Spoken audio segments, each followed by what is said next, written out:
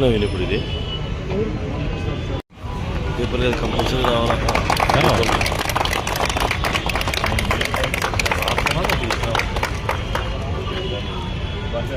మళ్ళీ ఈరోజు కూడా అమరావతి సెలబ్రేషన్స్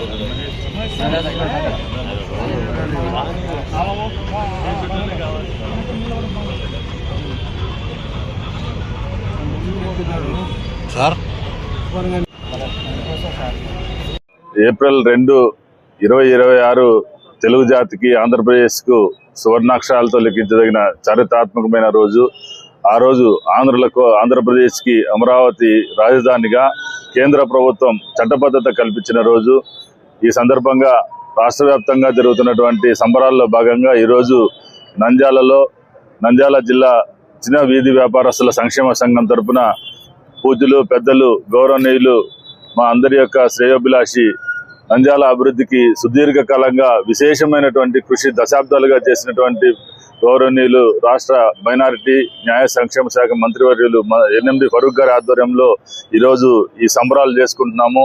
గతంలో కూడా ముందు నుండి కూడా తెలుగుదేశం ప్రభుత్వం చిన్న వీధి వ్యాపారస్తుల సంక్షేమానికి ముఖ్యమంత్రి గారు ప్రత్యేకంగా మెప్మా ద్వారా వాళ్ళందరికీ గుర్తింపు కార్డులు ఇవ్వడం అయితేనేమి, వారికి రుణాలు పంపిణీ చేయడం అయితేనేమి, ఈ విధంగా వారి యొక్క సంక్షేమానికి నాంది పలికిన వ్యక్తి నారా చంద్రబాబు నాయుడు గారు.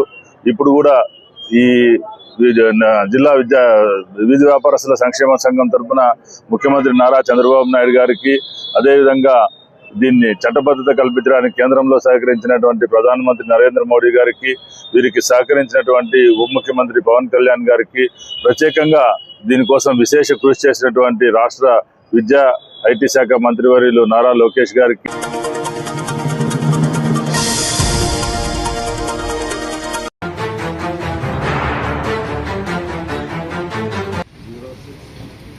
గత కాలంలో ఒక చిన్న ప్రోగ్రామ్ చేయాలన్నా కూడా 1 లక్ష రూపాయల ప్రోగ్రామ్ చేయాలన్నా పేపర్లు సార్. బిల్స్ రావడం లేదు, మరి ప్రోగ్రామ్ చేయమంటున్నారు అని చెప్పేసి పేపర్లు సార్. కానీ మార్చి 24 తర్వాత ఏ కాంట్రాక్టర్ కూడా నా వద్ద రాలేదు సార్. ఏమంటే మా బిల్స్ అన్ని కూడా క్లియర్ అయిపోయినాయి, మేము మీ దగ్గరికి రావాల్సినటువంటి అవసరం దగ్గర ప్రస్తుతానికి ఏం లేదు అని చెప్పేసి నేను ఎక్కించినటువంటి ప్రతి బిల్లు కూడా క్లియర్ అయిపోయింది సార్. ఈరోజు అడిగిన గమనిస్తే నా దగ్గర బిల్స్ అప్లోడ్ చేయాల్సినవి ఉన్నాయి, కానీ బిల్స్ దీనికి ఏం లేదు సార్. మళ్ళీ అదేవిధంగా 15th FC కూడా సార్, ఇంత ముందుకు CFMSC సిస్టమ్ ఉన్నాయి సార్, ఇప్పుడు అందులో బయటకు వచ్చేసాం సార్. PFMC వచ్చాం సార్. అదేంటంటే వర్క్ అయిపోయి బిల్లు అప్లోడ్ అయిన వెంటనే విద్యుత్ అవర్స్లోనే అది క్లియర్ అయిపోతుంది సార్. ఇది ఈ గవర్నమెంట్ ఫైల్స్ తోటి గొప్ప సంస్కరణ సార్ అది. సో ఆ యొక్క సంస్కరణ వల్ల మా వర్కులన్నీ కూడా స్పీడ్గా ఉండడానికి scope sir. We're very confident sir, will do sir. Thank you sir. నమస్కారం.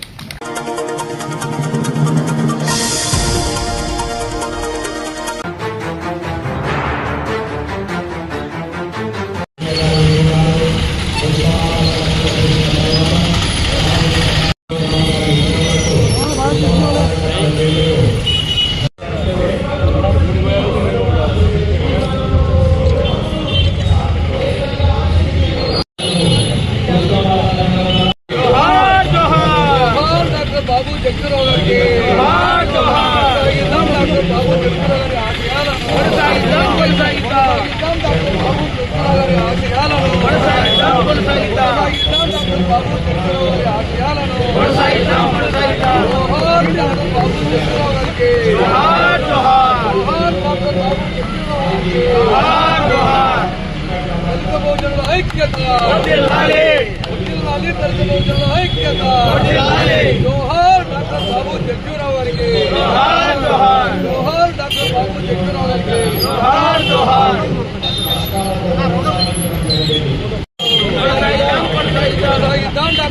జగ్జీరావు గారి ఆశయాలను కొనసాగిద్దాం. డాక్టర్ బాబు జగ్జీరావు గారి ఆశయాలను జోహార్ డాక్టర్ బాబు జగ్జీరావు గారికి కొనసాగిద్దాం. డాక్టర్ బాబు జగ్జీరావు గారి ఆశయాలను కొనసాగిద్దాం. డాక్టర్ బాబు జగ్జీరావు గారి ఆశయాలను చేయండి.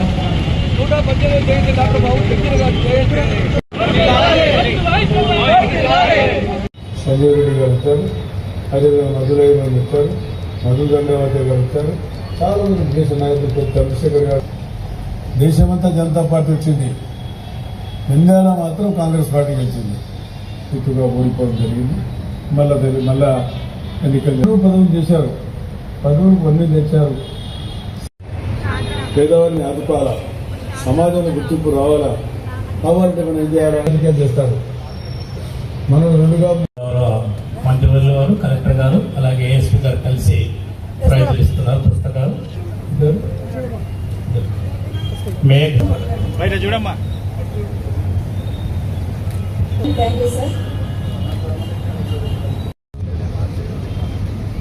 రండి.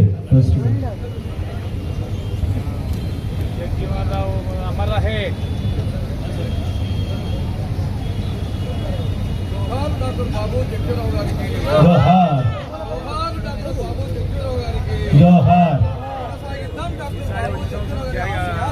నెరవేర్చాలి, నెరవేర్చాలి. డాక్టర్ బాబు జగ్జీవనరావు గారి ఆశయాలను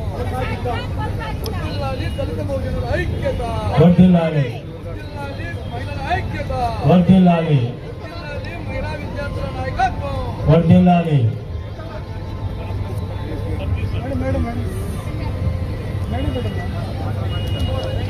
మినిస్టర్ గారు, తాతిరెడ్డి తులసిరెడ్డి గారు, మున్సిపల్ కమిషనర్ గారు, సోషల్ వెల్ఫేర్ ఆఫీసర్ చింతామణి గారు, మరి ఇక్కడికి చేసినటువంటి ప్రతి ఒక్కరు అందరూ కూడా పదవులు నిర్వహించి అత్యున్నతమైన స్థానంలో నిలబడినాడు.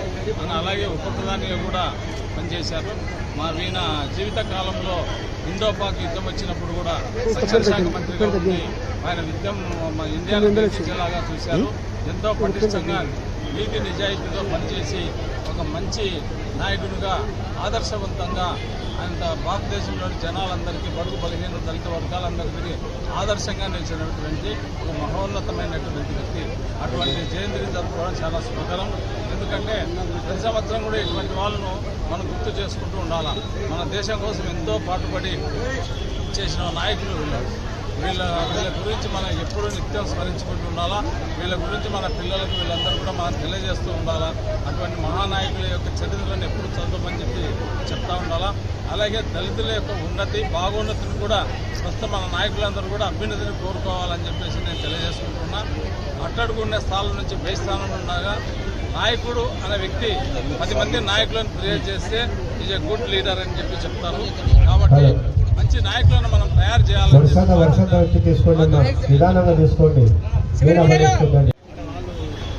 బడుగు బలహీన వర్గాలు, దళిత వర్గాల నుంచి కూడా మంచి నాయకులు ఎదిగేలాగా చూడాలని చెప్పి నేను రాష్ట్రంలోని అందరి నాయకులను, అందరి మంత్రులందరినీ కూడా కోరుతున్నా. వాళ్ళ అభ్యున్నతికి పాటుపడాలని చెప్పి ఈ జయంతి సందర్భంగా నేను అందరికీ కోరుకుంటూ ఈ అవకాశం అందరికీ నమస్కారం.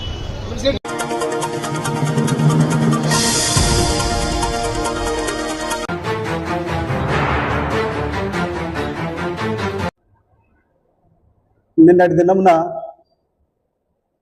తెలుగుదేశం పార్టీకి సంబంధించినటువంటి నాయకులు వాళ్ళు చేసినటువంటి తప్పుడు పనులను సమర్థించుకోవడానికి శిల్ప కుటుంబం పైన నిందలు వేయడం అనేటువంటిది సరైనటువంటి నిర్ణయం కాదనేటువంటి విషయాన్ని తెలియజెప్తూ నేను ఒకటే వాళ్ళని అడుగుతా ఉన్నా, రైతు అంటే ఎవరయ్యా? రాత్రింబవలు కష్టపడి కులం మతం అనేటువంటిది ఆశించకుండా ప్రపంచంలో ఉన్నటువంటి ప్రతి ఒక్కరికి ఆకలిని తీర్చేటువంటి ఆపద్బాంధవుడు. వాళ్ళ శ్రేయస్సు కోసం ఇచ్చినటువంటి భూముల్ని మీ పార్టీ కోసము కేటాయించుకోవడం అనేటువంటిది ఎంతవరకు సమంజసము? అంటే రైతు యొక్క భూమిని, రైతు శ్రేయస్సు కోసం కేటాయించినటువంటి స్థలాన్ని మీరు 2 ఎకరాలు సంవత్సరానికి 2,000 రూపాయల లీజ్ తోటి మీరు తీసుకోవడం అనేటువంటిది అసలు సిగ్గనిపించడం లేదా? ఆ విషయం పట్ల మీరు మాట్లాడడానికి మీకు మనసు ఎలా ఒప్పుతుందో ఒకసారి మీరు ఆలోచించుకోవాలి. దీన్ని డైవర్ట్ చేసుకోవడానికి శిల్పా సహకార్ గురించి, శిల్పా రైతు సమాఖ్య గురించి, శిల్పా మహిళా బ్యాంకు గురించి మీరు మాట్లాడుతూ ఉన్నారు. ఓకే, మీరు మాట్లాడింది బాగానే ఉంది. మీరేమంటున్నారు? వ్యక్తిగత ప్రయోజనాల కోసమే వీటిని రన్ చేస్తున్నారు అని చెప్పేసి మీరు చెప్తా ఉన్నారు. మీకు చేతనైతే మీరు చేయండి. మీకు చేత కాదు, మీరు చేయలేరు, చేస్తుంటే ఓర్చలేరు. ఎందుకే మీకు ఇంత కడుపుమంట? శిల్ప సహకార్ వల్ల మీరు 10 నుంచి 15% వరకు మాత్రమే మీరు డిస్కౌంట్ ఇస్తున్నారని చెప్పారు. మీరు 30% డిస్కౌంట్ దొరుకుతా ఉంది బయట అన్నారు. అయ్యా బాబు, మీకు దండం పెట్టి అడుగుతా ఉన్నా నేను, ప్రజలంతా కూడా మీ కూటమి ప్రభుత్వం వచ్చిన తర్వాత అల్లాడిపోతా ఉన్నారు. ఎవరి కాడ కూడా డబ్బు రొటేషన్ అనేటువంటిది పోయింది. వాళ్ళు సరుకులు, నిత్యావసర ధరలు పెరిగిపోయి వాళ్ళు సరైనటువంటి సరుకులు కూడా సక్రమంగా కొనలేనటువంటి పరిస్థితిలో ఉన్నారు. ఆ 30% డిస్కౌంట్ ఆడ దొరుకుతా ఉందో ఆ మా శిల్ప సహకార దగ్గర మీరు బోర్డు పెట్టేస్తే ప్రజలంతా పోయి అక్కడే కొనుక్కుంటారు. ఒక్కసారి సిగ్గుండాల మాట్లాడితే 30% డిస్కౌంట్ ఇస్తారు అని చెప్పేసి మీరు చెప్తా ఉన్నారు. ఈరోజు మీరు 1000 రూపాయలు లీజుకు తీసుకున్నటువంటి భూమికి 1000 రూపాయలు బాడుగ చెల్లిస్తున్నటువంటి ఈ శిల్ప సహకారు, ఈ శిల్ప మహిళా బ్యాంకు, ఈ శిల్ప రైతు సమాఖ్యకు ఎలాంటి సంబంధం ఏమైనా ఉందా? ఆ రోజు శిథిలావస్థలో ఉన్నటువంటి ఈ భవనాలన్నింటినీ లక్షల కొలది డబ్బు వెచ్చించి దాన్ని నీట్గా తయారు చేసుకొని ప్రజలకు అందుబాటులో, పేద ప్రజలంతా కూడా సుఖంగా సౌఖ్యంగా ఉండాలనే ఉద్దేశంతో వాళ్ళు పెద్ద మనసు చేసుకొని వాళ్ళు ఏర్పాటు చేసినటువంటి ఈ శిల్ప సహకారం గురించి మీరు ఈ విధంగా నిందలేయడం అనేటువంటిది ఎంతవరకు సమంజసమో మీరు ఒకసారి గుర్తు చేసుకోవాలి. మాట్లాడుతూ ఉన్నారు రైతు సమాఖ్య వల్ల ఎలాంటి ఉపయోగం లేదని అంటారు. బాబు, మీరు సక్రమంగా యూరియా పంచండి అయ్యా. ముందు మీరు యూరియా ఇవ్వండి రైతులకి, ఆ తర్వాత మీరు మా ప్రభుత్వం గురించి, మా నాయకుడు రవిచంద్ర కిషోర్ రెడ్డి గురించి మాట్లాడండి, మేము కూడా ఒప్పుకుంటాం. మీరు యూరియానే సక్రమంగా ఇవ్వలేకపోతా ఉన్నారు. మరి మేము మా గురించి మాట్లాడే హక్కు, అర్హత మీకు ఎక్కడి నుంచి వస్తుంది? మాట్లాడేటప్పుడు అర్థం కాదా ఏ మాటలు మాట్లాడుతున్నామో? మన కింద ఎంత ఉంది గురిగింజ మాదిరి, మన కింద నలుపు ఉంది కదా అని మనం చూసుకోకుండానే మాట్లాడితే సరిపోతుందా? మీరు మాట్లాడే ముందు ఆలోచించుకోవాలి. అరే, మనము రైతులకు ఎంత అన్యాయం చేస్తా ఉన్నాము, రైతు భరోసా ఇవ్వలేకపోతున్నాము, రైతులకు గిట్టుబాటు ధర కల్పించలేకపోతున్నాము, రైతులు అన్యాయం అయిపోతా ఉన్నారు అని చెప్పేసి ఈ విషయాలన్నింటినీ పక్కదోవ పట్టించి మీరు ఈ విధంగా మాట్లాడుతున్నారు. ఇంకొక విషయం ఏం చెప్తారు మీరు? రైతు కేంద్రాలు కలకలలాడుతున్నాయి. అవును, కలకలలాడుతున్నాయి. రైతులు చచ్చిపోతా ఉన్నారు. వాళ్ళు రూపాయి ఖర్చు పెట్టి పండించినటువంటి పంటను పావులా కొనుక్కొని 2 రూపాయలకు మీరు అమ్ముకొని వ్యాపారస్తులు అంతా మీరు అందరు కలిసి కలకలలాడుతా ఉన్నారు. కానీ రైతు ఏమైపోతున్నాడు అనేటువంటి విషయాన్ని ఒక్కసారి మీరు ఆలోచించారని చెప్పేసి మీకు అడుగుతా ఉన్నాను నేను. కాబట్టి మీరు ఈ శిల్ప కుటుంబం గురించి మాట్లాడేటువంటి ముందర మీరు చాలా విషయాలు మీరు క్షుణ్ణంగా మీరు ఆలోచించుకొని మాట్లాడాలి. అభివృద్ధి గురించి మాట్లాడతారు. అయ్యా, మీరు అభివృద్ధి గురించి మాట్లాడితే వినేవాడికి బాగుండదు, ఏమి అది చూసేవాడికి కూడా బాగుండదు. ఎందుకంటే అభివృద్ధి అనేటువంటిది ఎప్పుడు జరిగింది, ఎలా జరిగింది, ఏ విధంగా జరిగింది అనేటువంటిది ప్రజలకు తెలుసు, మీరు కాదు చెప్పాల్సింది. ఎందుకంటే అబద్ధాలనే ఇంటి పేరుగా పెట్టుకున్నటువంటి మీ ప్రభుత్వము, మీ ప్రభుత్వంలో ఉన్నటువంటి నాయకులు ఎప్పుడు అబద్ధమే, వేరే నిజాలంటే చెప్పరు. రైతు భరోసా కేంద్రాలు మీ కంటికి కనిపించడం లేదా? రైతుకి ఇచ్చినటువంటి భరోసా మీకు కనిపించడం లేదా? ఈరోజు నాడు నేడు కింద పాఠశాలలు అభివృద్ధి చెందినటువంటి విషయం మీకు కనపడడం లేదా? మన నంద్యాలకు వచ్చినటువంటి మెడికల్ కాలేజ్ మీకు కనిపించడం లేదా? ఏం అభివృద్ధి జరగలేదని మీరు మాట్లాడుతూ ఉన్నారు. ఈరోజు ఇంత అభివృద్ధిని చూసుకొని 2 సంవత్సరాలు అయింది మీరు వచ్చి, అట్లీస్ట్ ఆ నందమూరి నగర్ పోయేటువంటి బ్రిడ్జిని కట్టలేకపోతా ఉన్నారు మీరు. 15,000 మంది ప్రజలు తిరుగుతున్నటువంటి ఆ రోడ్డు, ఆ బ్రిడ్జి మీద ఎంత అసౌకర్యానికి గురవుతున్నారో అది కూడా మీకు పూర్తి చేయడానికి చేతగాల. ఎప్పుడు 24 గంటలు ఆలిమ ఆఫీసులో నేర్చుకొని తిరుగుతూ ఉంటారు, పొద్దుగూకులు వాళ్ళే తిరుగుతూ ఉంటారు మీ చుట్టూ. ఆ ఉర్దూ అకాడమీ తరపున ఆ ఉర్దూ కాలేజీని మీరు కట్టించలేనటువంటి పరిస్థితిలో ఉన్నారు.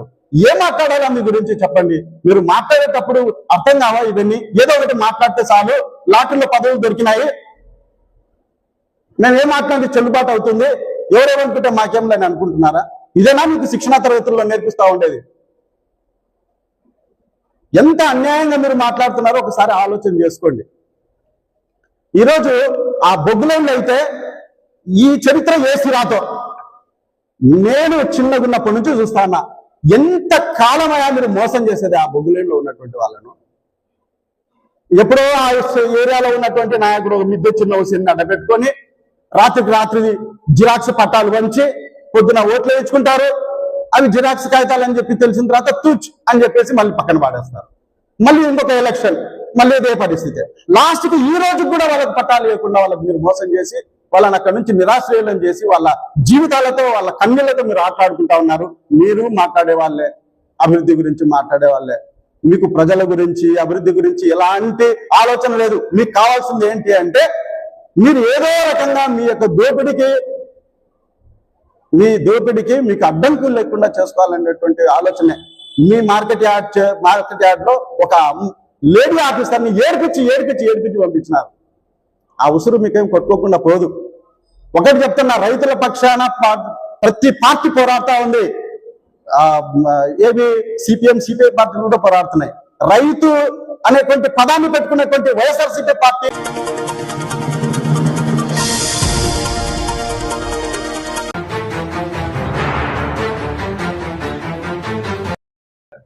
అందరికీ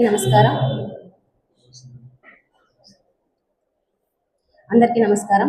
ముందుగా నంద్యాల ప్రజలకి ఈస్టర్ మరియు జగజీవన్ రావు జయంతి శుభాకాంక్షలు తెలియజేసుకుంటూ, ఏదైతే నిన్న కూటమి ప్రభుత్వం సంబంధించిన నాయకులు ప్రెస్ మీట్ పెట్టి శిల్ప కుటుంబం గురించి మాట్లాడడం జరిగింది. అసలు ఎవరైతే మార్కెట్ యార్డ్ చైర్మన్ గారు ఉన్నారో శిల్ప కుటుంబం గురించి మాట్లాడే అర్హత ఆయనకు ఉందా అని ముందుగా అడుగుదలుచుకుంటున్నాను. ఎందుకు అనంటే శిల్ప కుటుంబం అనేది ఒక పార్టీకో లేదనంటే ఒక కులానికో మతానికో కాదు, మానవత్వానికి పెట్టిందే పేరు అని చెప్పి నంద్యాల ప్రజలు అందరికీ తెలుసు. మీకు తెలుసో లేదో, ఇప్పుడు శిల్ప సహకార్లో ఏదైతే మనము సబ్సిడీలో నిత్యావసర వస్తువులు కొనుక్కుంటున్నామో అది ఒక వైఎస్ఆర్సీపీ పార్టీ వాళ్ళకు మాత్రమే ఇస్తారని చెప్పి ఒక అబద్ధాన్ని నిజం చేయాలని చూస్తున్న వాళ్ళకి ఇదే నేను చెప్పదలుచుకుంటున్నాను. గత కొన్ని సంవత్సరాల కిందటనే నంద్యాలలో ఎక్కడా కానీ సహకార్ లాంటి మాల్స్ లేనప్పుడే పేద మధ్య కుటుంబ వాళ్లకు మంచి నాణ్యమైనటువంటి సరుకులు అందజేయాలని ఒక మంచి ఉద్దేశంతో తెల్ల రేషన్ కార్డు ఉన్న ప్రతి ఒక్కరికి కార్డులు అందించడం జరిగింది. దానికి ముఖ్య ఉద్దేశం ఏంటి అని అంటే పేదవాళ్లకు మధ్య తరగతి కుటుంబాలకు మాత్రమే రేషన్ కార్డ్స్ ఉంటాయి, అలాంటి వాళ్ళకు ఖచ్చితంగా అందాలని ఒక మంచి అభిప్రాయంతోనే ఈ కార్డ్ సిస్టమ్ వచ్చి ఆ రోజు ప్రతి ఒక్కరూ దీన్ని ఉపయోగించుకునే విధంగా ఈ రోజు వరకు అది కొనసాగుతూనే ఉంది. అలాగే 5% అని చెప్తున్నారు. ఒక్కసారి వచ్చి మీరు శిల్ప సహకారంలో కొనుక్కున్నారో లేదో తెలియదు, కానీ ఎంతో మంది అక్కడ ఉన్న వాళ్ళని కనుక్కుంటే ఆ రోజు నుంచి ఈ రోజు వరకు దాదాపు 10% పైననే దాంట్లో డిస్కౌంట్ వస్తుంది. అంతేకాకుండా మీరు అన్నట్టు ఎక్కడో 30%, పెద్దలు చెప్పినట్టు ఆ 30% ఎక్కడ ఇస్తారో మాలాంటి మహిళలు ఆనందంగా వచ్చి అక్కడ కొనుక్కుంటారు. అదేదో మీరే పెట్టి ఈ ప్రజలకు ఉద్ధరించాల్సిందిగా కోరుకుంటున్నాము. అంతేకాకుండా అభివృద్ధి గురించి మీరు మాట్లాడుతున్నారు. వైఎస్ఆర్సీపీ పార్టీ వచ్చిన తర్వాత శిల్ప రవిచంద్ర కిషోర్ రెడ్డి గారు గెలిచిన తర్వాత 2 సంవత్సరాలు కరోనా మనందరికీ తెలుసు. మనకు మన పక్కన ఉన్న వాళ్ళకు ప్రాణ భయం అంటే ఏంటి అని తెలియజేసింది కరోనా. అలాంటి పరిస్థితిలో మెడికల్ గురించి కానీ మనకు ఆక్సిజన్ విలువల్ని నేర్పించింది కరోనా. అలాంటి క్లిష్ట పరిస్థితుల్లో శిల్ప రవిచంద్ర కిషోర్ రెడ్డి గారు చొరవతో వైఎస్ఆర్సీపీ పార్టీ మన జగన్మోహన్ రెడ్డి గారి ఆలోచనలతో పుట్టిందే మన మెడికల్ కాలేజ్ కానివ్వండి, ఓపీ బ్లాక్స్ కానివ్వండి. ఒకసారి మనకు ఆక్సిజన్ ప్లాంట్స్ అయితేనేమి ఒక్కసారి వెళ్ళి విజిట్ చేయండి. దాని వల్ల రాబోయే కాలంలో మెడికల్స్ విధానాలు మన ప్రజలకు ఇబ్బంది పడకుండా ఉండాలని చెప్పి ముందు ఆలోచనలో అభివృద్ధి పథకంలో నేర్పించింది వైఎస్ఆర్సీపీ పార్టీ కానివ్వండి, మా శిల్ప రవణ అని చెప్పి మేము గర్వంగా చెప్పగలుగుతాం. ఈ రోజు మాట్లాడే ప్రతి వ్యక్తి కరోనా టైంలో ఎక్కడికి వెళ్ళారో, అసలు ఎక్కడ ప్రజల గురించి ఆలోచించలేదు, ఎక్కడ కనిపించలేదు, ఈ రోజు వచ్చి మాట్లాడుతున్నారు. కాకపోతే ఆ రోజు తిరిగింది శిల్ప రవిచంద్ర కిషోర్ రెడ్డి ఓన్లీ వైఎస్ఆర్సీపీ కార్యకర్తలే అని మీకు కాదు ప్రజలందరికీ తెలుసు.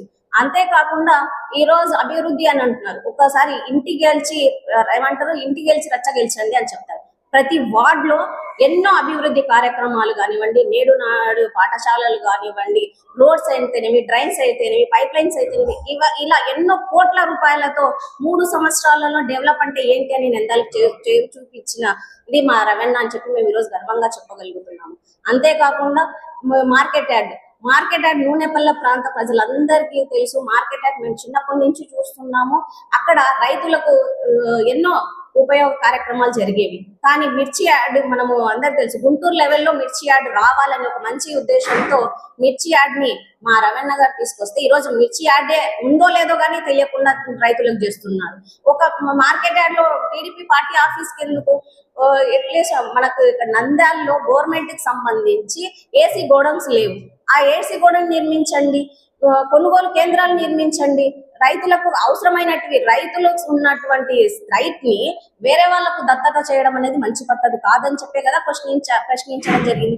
దాని గురించి మాట్లాడకుండా ఏదేదో పక్కదాలు ఎప్పుడు డైవర్ట్ పాలిటిషియన్స్ కి పెట్టింది పోయి తెలుగుదేశం పార్టీ అని చెప్పి మీరు ఖచ్చితంగా నిరూపించగలుగుతున్నారు. ఎందుకంటే ప్రజలందరూ ఇది చూస్తున్నారు. అడిగింది ఏంటి, మీరు చెప్తున్నది ఏంటి అనేది గమనించాలి. మహా అంటే శిల్పా సహకార్ గురించి మాట్లాడతారు. శిల్పా సహకార్ అయ్యా ఆ రోజు నిజంగానే శిథిలావస్థలలో ఉన్న షాప్ రూమ్స్ ని అప్పుడున్న వేలం పాటలలో తీసుకొని దాన్ని మంచిగా చేసి ప్రజలకు అందించే విధంగా, సరుకులు అందించే విధంగా దాన్ని చక్కదిద్ది, ఏదైతే మనందరికీ తెలుసు ప్రభుత్వం నిబంధనలు ఏంటి, ప్రతి 3 సంవత్సరాలకి ఖచ్చితంగా దాంట్లో 33% పెంచుతారు. ఆ పెంచిన దాన్ని కడుతుంటే ఖచ్చితంగా వాళ్ళకి ఇవ్వాల్సిందే ఆ షాప్ రూమ్స్. దాన్ని నేను ఏం చేయలేము. ఎందుకంటే వాళ్ళు ఒక షాప్ రూమ్స్ రెంట్ కట్టకపోయినా ఆ 33% ఒప్పుకోకపోతే మాత్రమే దాన్ని రద్దు చేసే అవకాశం ఉంది. వాళ్ళు నిజాయితీగా 33% తో పాటు ఖచ్చితంగా రెంట్ పే చేసేటప్పుడు తీసేయడానికి మీరెవరు? అంతేకాకుండా ఇప్పుడు మార్కెట్ యార్డ్ లో చుట్టుపక్కల ఎక్కడ నూనెపల్లె ప్రాంతంలో ఎక్కడ గ్రీనరీ లేదు. అక్కడ ఉన్న వాళ్ళందరూ ఇబ్బంది పడుతున్నారు. చిన్నపిల్లలు కానివ్వండి, పెద్దలు కానివ్వండి, వృద్ధులు కానివ్వండి, వాకింగ్ ట్రాక్ లేక ఒక ఆహ్లాదమైనటువంటి వాతావరణం లేదని చెప్పి మనం జిల్లా అయిన తర్వాత మా ఎమ్మెల్యే గారు అప్పుడున్న శిల్పా రవిచంద్ర కిషోర్ రెడ్డి గారు జిల్లాని సార్ కలెక్టర్ గారిని కలిసి చుట్టుపక్కల ఉన్న ఆల్ కౌన్సిలర్స్ వెళ్ళి మేము అక్కడ ఒక పార్క్ అడగడం జరిగింది. మా దురదృష్టమో అదృష్టమో తెలియదు కానీ ఆ రోజు కలెక్టర్ గారు వెంటనే ఎమ్మెల్యే గారు కలెక్టర్ గారు కలిసి, అప్పుడున్న ఎమ్మెల్యే గారు కలెక్టర్ గారు కలిసి ఎంఆర్ఓ గారికి చెప్పడం జరిగింది. దాని పరిశీలనలో కానీ ఉంచడం జరిగింది. కానీ ఎలక్షన్స్ కోడ్ రావడము తర్వాత అనుకోకుండా గవర్నమెంట్ చేంజ్ అవ్వడం జరిగింది. దీని తర్వాత ఎన్నోసార్లు కలెక్టర్ గారికి కానీ అధికారులకు కానీ అక్కడ ఒక పార్క్ ఏర్పాటు చేయండి, అందరికి బాగుంటుంది అని చెప్పి ఎన్నోసారి విన్నవించుకున్నా కానీ ప్రజలకు అవసరమైనది పెట్టకుండా పార్టీ ఆఫీసులకు అప్పనంగా కట్టబెడుతుంటే ప్రజలందరూ చూస్తుంటారా? దీన్ని ప్రజలందరూ ఆనందిస్తారా, స్వాగతిస్తారా అనేది మీకే తెలియాలి. కాబట్టి ఇలాంటివి కాదు, అభివృద్ధి అనేది ఏందో చేసి చూపించండి. కానీ విమర్శలు చేయడం అనేది మంచి పద్ధతి కాదు. అలాగే డైవర్ట్ పాలిటిషియన్ అనేది అస్సలు మంచి పద్ధతి కాదు. ఏదన్నా ఉంటే పార్టీ పరంగా మాట్లాడాలి తప్ప పార్టీ ఆఫీస్ గురించి అడిగేటప్పుడు దాని గురించి మాట్లాడే తప్ప వ్యక్తిగతంగా మాట్లాడకూడదని తెలియజేసుకుంటున్నాను.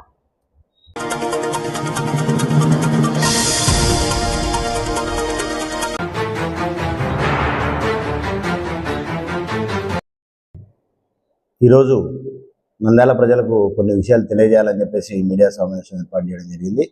నిన్నటి దినం market yard chairman Guntupalli Haribabu గారు కొన్ని అవాకులు చెవాకులు మా శిల్ప కుటుంబం మీద పేయడం జరిగింది. అయ్యా ఆల్రెడీ ఇంతకుముందే చెప్పాం, నీకు తెలియకపోతే స్థానికులమైన మేము అక్కడ ఉన్నాం మార్కెట్ యార్డ్ ఏరియాలో, మమ్మల్ని ఎప్పుడు ఫోన్ చేసినా మేము వచ్చి మీకు చూపిస్తామని చెప్పాం.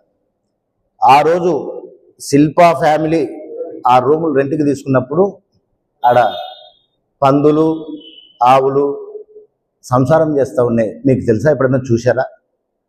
2 రూములలో రెంటుకున్నారు. ఒకటి సుబ్రహ్మణ్యం అని చెప్పేసి ఒక జనరల్ స్టోర్ ఉండింది, 300 రూపాయలు రెంటు ఆ రూమ్కు. 2 వచ్చేసి ఒకటి ఇరిగేషన్ డిపార్ట్మెంట్కి సంబంధించి ఒక ఆఫీస్ ఉండింది, దానికి 300 రూపాయలు రెంటు. ఆ సమయంలో శిల్పా మోహన్ రెడ్డి గారు ప్రజలకు ఏదైనా చేయాలని ఒక సదుద్దేశంతో 10% కన్సెషన్తో పేద రేషన్ కార్డు ఎవరికైతే ఉంటుందో పేదలకు ఇవ్వాలని ఆ రూమ్లని 300 రూపాయల రెంట్ ఉండే రూమ్లని 900 రూపాయలకు తీసుకోవడం జరిగింది. తీసుకొని పాడైపోయిన ఆ రూమ్లని కొన్ని లక్షలు ఖర్చు పెట్టి రిపేర్ చేయించి ఒక సహకార అయితేనేమి, ఒక రైతు సమాఖ్య అయితేనేమి, ఒక మహిళా బ్యాంక్ అయితేనేమి ఏర్పాటు చేయడం జరిగింది. దానికి సాక్ష్యం నేను. మీకేమన్నా అనుమానం ఉంటే నా నంబర్ చెప్తాను, రండి, నేను చూపిస్తా హరిబాబు గారు. ఎందుకంటే అక్కడ ఇంత గలీజ్గా ఉండే క్రమంలో వాళ్ళు 900 రూపాయలకి తీసుకొని ఇవన్నీ ఏర్పాటు చేసి ప్రజలకు ఎప్పుడైతే 10% కన్సెషన్ మీద ఇవ్వడం మొదలు పెట్టారో వీళ్ళను చూసి మార్కెట్ పెరిగి ఈరోజు మాల్స్ నంద్యాలకు వస్తూ ఉన్నాయి. లేకపోతే ఆ రోజు ఒక మాల్ లేదు నంద్యాలలో. అరే మనము కూడా చేస్తే అవకాశం ఉంటుందేమో అని చెప్పేసి పేద ప్రజలకు మోహన్ రెడ్డి అన్న చేస్తూ ఉండే కార్యక్రమాలు చూసి దానివల్ల ఉద్యోగస్తులు కొంతమంది నిరుద్యోగులకు ఉపాధి దొరికింది. అలాగే కొన్ని చోట్ల సరుకులు తక్కువకు దొరికే కార్యక్రమం ఏర్పాటైంది. దానివల్ల ఎవరికి నష్టం అండి? మీలాంటి రాజకీయ నిరుద్యోగులకు నష్టం, జనానికి లాభం అండి వాళ్ళు అది పెట్టడం వల్ల. మీరు అంటున్నారు రెంట్లు పెంచలేదని, మీకు తెలియదా పాలసీ? ఖచ్చితంగా 3 yearsకి ఒకసారి ఇంత పర్సెంటేజ్ పెరుగుతుందని చెప్పేసి ఉంటుంది ఒక రూమ్కు. ఆ ప్రకారము పర్సెంటేజ్ ప్రతి 3 ఏళ్ళకు ఒకసారి పెరుగుతుంది. పెరిగిన అమౌంట్ శిల్పా ఫ్యామిలీ కడతా ఉంది. ఎక్కడన్నా బకాయి చూపియండి, మీరు చెప్పిన మాటని అంగీకరిస్తాం. ఎక్కడ బకాయి లేదు, కడతా ఉన్నారు. ఈరోజు ఆ క్రమంలో 2500, 2300 లేకపోతే 3,000 ఉండొచ్చు. ఈరోజు ఏదో 15,000 పోతుంది, మీరు ఖాళీ చేయండి, 20,000 పోతుంది, మీరు ఖాళీ చేయండి అంటే మరి మీరేం చేస్తున్నారు? చేతనైతే మీరు కూడా అదే రెంట్కు ఆ పక్కన ఏమన్నా రూములు ఉంటే తీసుకొని మీరు ఒక సహకారం పెట్టండి. హరిబాబు సహకార్ లేదంటే నస్యం సహకారం అని పెట్టండి, సేవ చేయండి ప్రజలకు. మీరు చేయలేరు, వేరే వాళ్ళు చేస్తే ఓర్చుకోలేరు. అమ్మ పెట్టదు అడుక తినలేదు అన్నట్టుంది మీ కథ. హరిబాబు గారు, నేను ఒక్క మెయిన్ విషయం చెప్పాలనుకుంటున్నా. ఈ రోజు మార్కెట్ యార్డ్లో ఏం జరుగుతుందో నువ్వు చైర్మన్ నీకు తెలుసా? పొద్దున పోయి సాయంత్రం వరకు కూర్చో, నీకు తెలుస్తుంది. గ్యామ్లింగ్, డ్రింకింగ్ అన్నీ జరుగుతూ ఉన్నాయి. ముందు నీ మార్కెట్ యార్డ్ని సక్రమంగా చూసుకోయా. నువ్వు పదవి తెచ్చుకున్నావు కదా, అది చూసుకునేది లేదు. కానీ ఏమన్నంటే ఆ సహకారం ఇంకోటి. అసలు సహకారంతో నీకేంటి సంబంధం? ముందు ఆడ 2 ఎకరాలు నీ పార్టీ ఆఫీస్కి సంవత్సరానికి 2,000 రూపాయలకు నువ్వు తీసుకుంటే నెలకు ఎంత బాడిగ వస్తుందో తెలుసా? అది 83 రూపాయలు బాడిగనా? అయ్యా మాకు ఇప్పియండి, మాకు ఆఫీస్కి కూడా వద్దు, నేను ఏదో ఒరేసుకుంటానో లేదా గడ్డి వండించుకుంటానో, సంవత్సరానికి 30,000 రూపాయలు ఎకరాకి నేను కడతా, నాకు ఇప్పియండి. అదే మార్కెట్ యార్డ్లో అట్లా చేయలేరు. మీరు ఉచితంగా తీసుకోవాలి. శిల్పా ఫ్యామిలీ ఏదన్నా సేవ చేయడానికి తీసుకుంటే వాళ్ళ మీద రాళ్ళేయాలి. ఇది మీ నిర్ణయం. అభివృద్ధి అంటున్నారు, గవర్నమెంట్ నుంచి చేసిన అభివృద్ధి నేను చెప్పనయ్యా, సొంతంగా చేసిన అభివృద్ధి చెప్తా. శిల్పా ఫ్యామిలీ వాళ్ళ సొంతంగా చేసిన అభివృద్ధి. రా నంద్యాల మొత్తం తిరుగుదాం, ఎన్ని వాటర్ ప్లాంట్లు ఉన్నాయో, దాని కరెంటు బిల్ ఎంత వస్తుందో, వాళ్ళ వర్కర్ల జీతాలు ఎంతనో, ఎంత కడుతున్నారో వాళ్ళు చేతి నుంచి చూపిస్తాను రా. అది తెలుసా మీకు? మీ ఎదురుగా ఎంపీ ఫండ్స్ తో 2019లో ఎమ్మెల్యేగా శిల్పా రవిచంద్ర కిషోర్ రెడ్డి గారు గెలిస్తేనే కొట్లాడి 6,30,000 తీసుకొచ్చి వాటర్ ప్లాంట్ ఏర్పాటు చేయించాం. ఆ వాటర్ ప్లాంట్ మా గవర్నమెంట్ ఉన్నంత కాలం ఏ లోటు లేకుండా జరుగుతూ ఉండేది. గవర్నమెంట్ మారిన 3వ రోజే పసుపచ్చ రంగు కొట్టి మీ నాయకుల ఫోటోలు వేసుకున్నారు. రంగు కొట్టి ఫోటోలు వేసుకుంటేనే కాదండి, సేవ చేయాలనే గుణం కూడా ఉండాలా. ఈరోజు 1 year అయింది వాటర్ ప్లాంట్ చెడిపోయి. మీ లోకల్ లీడర్లు కానీ మీరు ఆ ఎదురుగానే ఉన్నారు, మీరు కానీ లేకపోతే మీ నాయకులు ఏమన్నా వచ్చి చూడండి, చూపిస్తాం. ఊరికే రంగు కొట్టి ఫోటోలు వేసుకుంటేనే అభివృద్ధి కాదు, అవి పని చేస్తున్నాయా లేదా కూడా చూడాలి. సంవత్సరం రోజులైంది, సచివాలయం వాళ్ళని అడిగాం, మున్సిపాలిటీ వాళ్ళని అడిగాం, రెస్పాన్స్ లేదు. మేము అడిగితే బాగుండదని జనాలు వచ్చి అడిగితే తెలుగుదేశం లీడర్ల కాటికి పంపించాం, మాత కాదు అంటున్నారు. ఇట్లాంటివి చేయండి అయ్యా, మీరు మళ్ళీ నెక్స్ట్ ఎలక్షన్ల కన్నా డిబేట్ల కన్నా అవకాశం ఉంటుంది. ఇవి చేయకుండా 10 మందికి వాళ్ళ సొంత లెక్క పెట్టి చేసే నాయకులు విమర్శిస్తే, ఒకవేళ మీ నాయకుల కాడ మీకు మంచి పేరు వస్తుంది, అబ్బా శిల్పా వాళ్ళని తిట్టినాడు, వాళ్ళని విమర్శించినాడని. ఏమి అట్లాంటివి ఏం రావు. ఒకవేళ మీ నాయకుల కాడ వచ్చిన జనాలు మీరు నెక్స్ట్ వచ్చినప్పుడు థూ అని మూస్తారు. కాబట్టి శిల్పా వాళ్ళని మాట్లాడేటప్పుడు 1కి 2 సార్లు ఆలోచన చేసుకునే మాట్లాడండి. మీరు మార్కెట్ యార్డ్ చైర్మన్ అన్నారు, అదృష్టం. ఇంకా అంతకంటే మంచి పదవి ఇంకా ఏమన్నా పెట్టి కొనుక్కోండి, ఇబ్బంది లేదు. కానీ మాట్లాడేటప్పుడు జాగ్రత్తగా మాట్లాడండి. నీకు మార్కెట్ యార్డ్లో ఏదన్నా ఇబ్బంది ఉంది, ఇంకోటి అంటే మీ పదవి ప్రకారం మీరు మీ ప్రోటోకాల్ ప్రకారం చేసుకోండి. వాస్తవంగా టెక్కే అనేది రాత్రి 7 అయితే బయటికి జనాలు వచ్చే పరిస్థితి లేదు. ఆడ స్థానికుల్ని నాకు తెలుసు. ఇప్పుడు రవెన్న వాళ్ళు ఆ సహకారం ఇవన్నీ ఏర్పాటు చేశారు కాబట్టి ఆ ఎదురుగా షాపులు అయితేనేమి, ఆ ఎదురుగా షాపింగ్ మాల్స్ అయితేనేమి, ఇంకోటి ఏర్పాటై